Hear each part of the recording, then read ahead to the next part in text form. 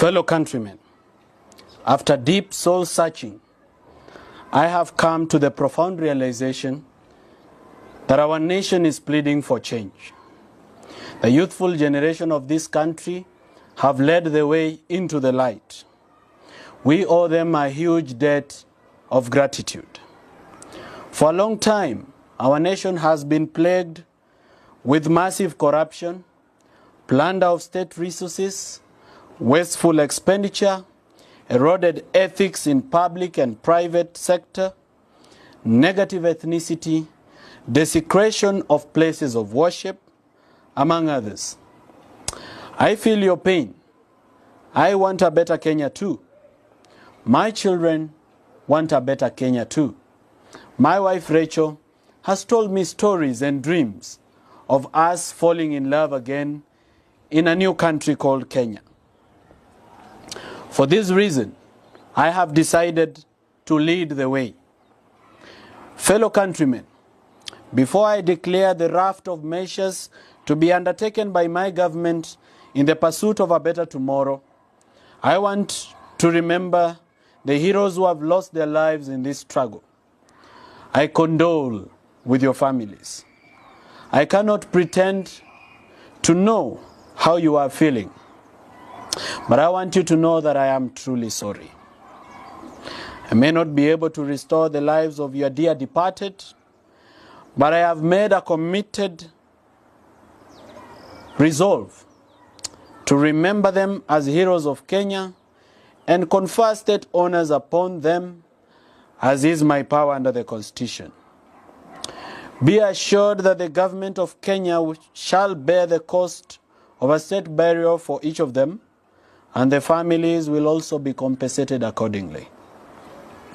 Ladies and gentlemen, at a moment like this, we must make a decision to move forward or to look backwards.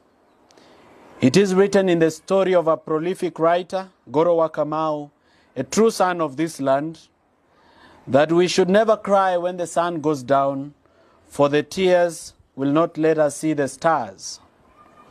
As we look forward, I charge all of you to walk with me in this journey and be my accountability partners as I serve you as your president. Accordingly, I have made the following reforms to my government effective immediately. 1.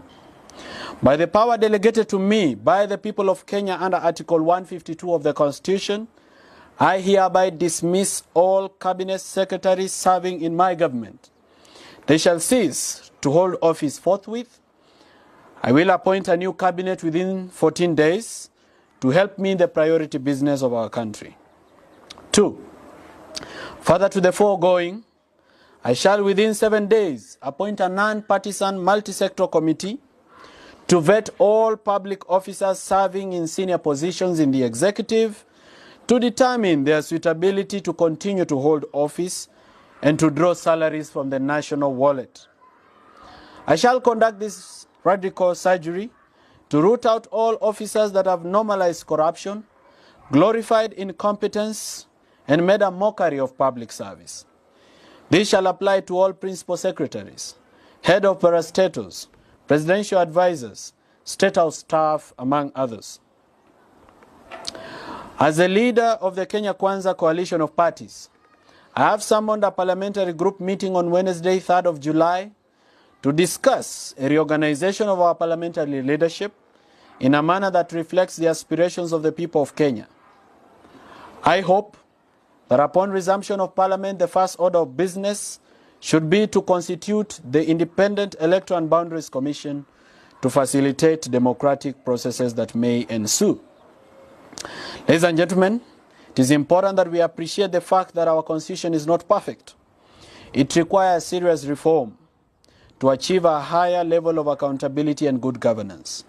For example, I find it obnoxious that Article 104 requires Parliament to make a law that prescribes the process of recall of a member of Parliament.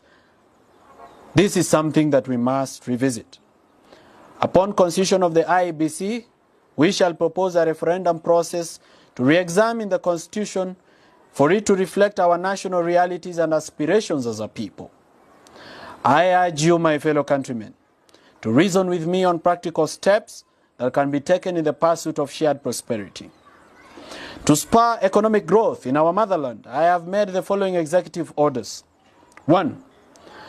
I am this evening instructing the Governor of Central Bank to within 21 days develop a mechanism where small, medium enterprises, SMEs, can borrow business loans from banks at a special interest rate of 8% to 10%, which will enable business expansion and job creation for our youth.